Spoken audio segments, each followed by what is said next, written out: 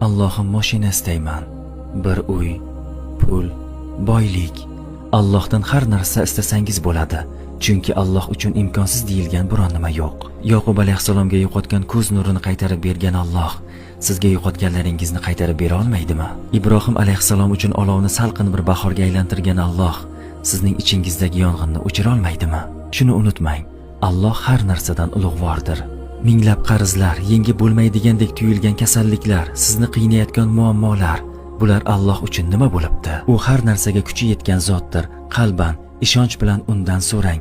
Istaganlaringiz katta bo'lib ko'rinishi mumkin, ammo Alloh xohlasa, sizning duolaringizdan ham ulug'roq narsalarni amalga oshirishi mumkin.